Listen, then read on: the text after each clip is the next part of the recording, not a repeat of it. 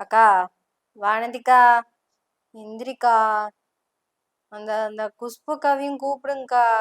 வேண்டாவா? சூலூர் போகணும்க்கா. அப்படியே அந்த தமிழிசைக்காவையும் கூப்பிடுங்க. கண்ணம்பாளையத்துக்கு போகாம நமக்கு என்ன வேலை? எந்திரிங்க. அப்புறம் இந்த ஏர்போர்ட்டுக்கு பின்னாடி போய் பார்த்தோம்லங்க, அந்த பெப்பர் ஸ்ப்ரே எடுத்துட்டு போனோமே, அந்த மாதிரி ஒரு 5-6 டப்பா எடுத்துக்கோங்க. வாங்க போவோம். இந்த கண்ணம்பாளையத்து வரையும் போயிட்டு வருவோம். வாங்க. அக்கா எந்திரிக்கா, 10 மணி ஆகி போச்சு, இன்னும் படுத்து தூங்கிட்டு இருந்தா எப்படிக்கா? எந்திரிங்க, வா, சூலூர் வரையும் போகணும். எந்திரிங்க, இங்கிருந்து கொள்ள தூரம் போகணும்க்கா.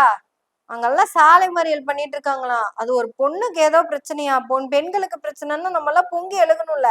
எந்திரிங்க. அக்கா, திமுக ஆட்சி முடிஞ்சு 10 நாள் தானே ஆச்சு, அதுக்கே எப்படி டயர்டானா எப்படி? என்ன பாஜக ஆட்சியா நடக்குது வீட்டுல படுத்து கிடக்குறதுக்கு? எந்திரிங்கக்கா, போவோம். பாஜகவுடைய வாக்கு வங்கையவே ஒழித்து கட்டின கட்சிக்கா தாவேக்கா. இவங்களுக்கு எதிராக நாம தானே பேசணும். எந்திரிங்கக்கா. என்னக்கா நானும் கத்து கத்து கத்துறேன், காது கேக்குதா இல்லையா? குஷ்புக்கா, குஷ்பு, குஷ்புக்கா, காது கேக்குதா? வாங்க, நீங்களாவது வாங்களேன். ஓ, உங்களுக்கு கேக்காதா? உங்களுக்கு எப்படி கேக்கு? சரி வாங்க, நீங்க 2 பேரும் ஒன்னும் வர வேண்டாம். நான் போய் தமிழிசைக்காவை கூப்பிட்டுக்கிறேன்.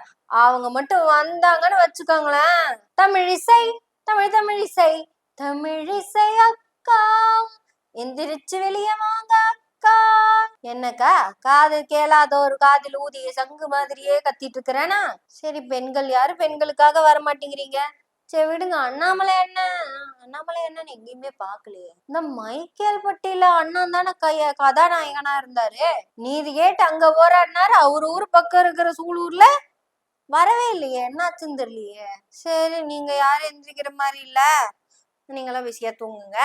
அப்புறம் அந்த தாவேக்கால ஒரு பொண்ணு மருந்து குடிச்சு சாகணும், ஸ்டாலின் ஆட்சி வந்துச்சுன்னு சொல்லிச்சே, அந்த புள்ள அங்க வச்சுன்னு தெரியலையாமா. வரியா? இப்ப என்ன குடிக்க போறீங்க? நம்ம விஜய் அண்ணாவை தவிர அடுத்த ஆட்சியில மு.க. ஸ்டாலின் எல்லாம் வந்து உட்காந்தாருனா நாங்களே பிள்ளைகளும் மருந்து ஊத்தி கொண்டுறணும், நாங்களும் மருந்து குடிச்சே செத்துறணும். ஏன்னா இதை விட பாதுகாப்பு இல்லாம ரொம்ப வீட்டுக்குள்ள இருக்கிற பெண்களுக்குவே பாதுகாப்பு இல்லாம கைய பிடிச்சிட்டு இழுத்துட்டு வந்துற அளவுக்கு வந்துரும். அண்ணன் வந்தாதான் பாதுகாப்பு, இல்லன்னு நாங்கெல்லாம் மருந்து குடிச்சு சாக வேண்டியதான்னு சொல்லுச்சே, அந்த பிள்ளையத்தான் நானும் தேடிக்கிட்டு இருக்கிறேன். இப்பதான் புரியுது நீங்க சொன்னதுக்கான அர்த்தம். இந்த ஆட்சியில நீங்க சாக வேண்டாம், அவங்களே கொன்றுவாங்க. இந்த ஆட்சியில நீங்க தனியா மருந்து குடிச்சாலும் சாக வேண்டாம், அவங்களே அதைத்தான் பண்ணிட்டு இருக்காங்க. ஆமா, போன ஆட்சியில ஏதோ பெண்களுக்கு பாதுகாப்பு இல்லைன்னு சொன்னீங்களே, அவங்கெல்லாம் எங்கப்பா? வாங்க. என்னப்பா இத பத்தி ஒரு ஆள் கூட பேச மாட்டேங்கிறீங்க? ஆக உங்களோட பிரச்சனை பெண்களுடைய பாதுகாப்பு கிடையாது, பெண்களுக்கு கொடுக்க வேண்டிய முக்கியத்துவமும் கிடையாது. திமுக ஆட்சியை ஒழிக்கணும், அப்படித்தான். 2 வயசு பிள்ளையில இருந்து 80 வயசு பாட்டி வரையும் பாதிக்கப்பட்டப்ப எல்லாம் அவங்களுக்காக நீதி கேட்டு வந்தீங்கன்னு தான் நினைச்சுக்கிட்டு இருந்தோம். இப்பவும் நாங்க யாரு மேலேயும் பழியெல்லாம் போடல. இந்த குழந்தையினுடைய கொலைக்கும் சிஎம்மா இருக்கிற ஜோசப் விஜய் அவர்களுக்கும் எந்த சம்பந்தமும் கிடையாது. தமிழ்நாட்டுல இருக்க கல்விக்கும் ஜோசப் விஜய்க்கும் எந்த சம்பந்தமும் இல்ல அப்படிங்கறதும் உண்மைதான். தமிழ்நாட்டுல இருக்க சுகாதாரத்துக்கும் ஜோசப் விஜய் அவர்களுக்கும் எந்த சம்பந்தமும் இல்லை அப்படிங்கறதும் உண்மைதான். தமிழ்நாட்டின் இன்றைய வளர்ச்சிக்கும் ஜோசப் விஜய் அவர்களுக்கும் எந்த சம்பந்தமும் இல்லை அப்படிங்கறதும் உண்மைதான். ஆனா எலெக்ஷனுக்கு முன்னாடி பெண்களின் பாதுகாப்புக்காக பேசிய பெண் உரிமை போராளிகளே, உங்களை எல்லாம் தூக்கத்துல இருந்து எப்படி எழுப்புறதுன்னு மட்டும் எனக்கு சொல்லி கொடுங்க. எத்தனை குற்றங்கள் நடந்தாலும் திமுக ஆட்சியில நடவடிக்கை எடுக்கப்பட்டுட்டே இருந்தது. அப்பவும் நாங்க சொன்னோம் தனி மனித ஒழுக்கம் ரொம்ப ரொம்ப முக்கியம் அப்படின்னு. இப்பவும் நாங்க அதைத்தான் சொல்றோம். இனி இதை நடக்காம இருக்கிறதுக்கு தனி மனித ஒழுக்கம் தான் ரொம்ப ரொம்ப ரொம்ப முக்கியம். நடவடிக்கை எடுக்க வேண்டிய பொறுப்பு அரசாங்கத்துடையது. ஆனா நேத்து இந்த சிறுமி கொலை செய்யப்பட்ட பொழுது நம்முடைய சிஎம் ஜோசப் விஜய் அவர்கள் கூலர்ஸ் போட்டு கெத்தா நடந்து வந்தாரு. அத கூட நம்ம சொல்லலைங்க, அவங்களேதான் சொன்னாங்க எவ்வளவு கெத்தா இருக்காரு பாருன்னு. சிஎம் கெத்தா இருக்காரா இல்லையா அப்படிங்கறத பத்தி இங்க கேள்வி கிடையாது. தமிழ்நாடு எப்படி இருக்குங்கிறது தான் இங்க கேள்வி. புரிஞ்சுதா? வானதிகா எந்திச்சிட்டீங்களா இல்லையா? புஷ்புக்கா நீங்களாவது இல்லையா? தமிழ்கா நீங்க யாரு எந்திரிக்கிற மாதிரியே இல்லையே. அண்ணாமலை என்ன எழுப்பி விடுறதுக்கு எங்க இருக்காருன்னே தெரியலையே, இனி வரவே மாட்டாரு போல இருக்கு. காணாமல் போனவர்களை பற்றிய அறிவிப்பு. இவர்கள் இனிமே காணாம தான் போவாங்க.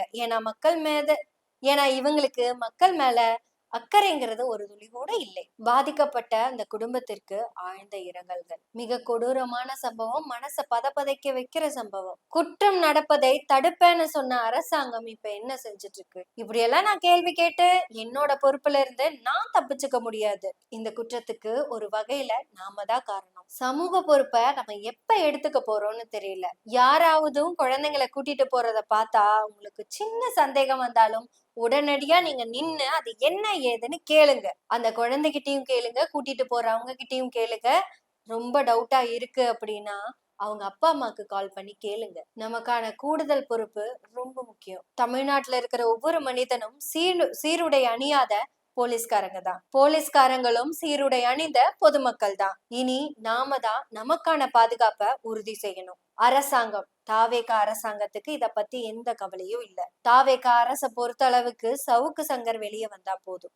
சவுக்கு சங்கரின் விடுதலையே தமிழ்நாட்டின் விடுதலைன்னு தாவேகா நினைச்சுக்கிட்டு இருக்கு. வானதிகா, குஷ்புகா, தமிழிசைக்கா, தூங்குங்க. அடுத்த 5 வருஷத்துக்கு தூங்கத்தானே போறீங்க. அப்புறம் நடக்கிறது பாஜக ஆட்சி அப்படிங்கிறது தெரியும். ஆனா இவ்வளவு டைரக்டா தூங்கி காமிச்சு கொடுத்துறாதீங்க. அப்பப்போ வெளியே வந்து தும்மிட்டாவது போங்க. மக்களின் பாதுகாப்பை உறுதி செய்வோம்.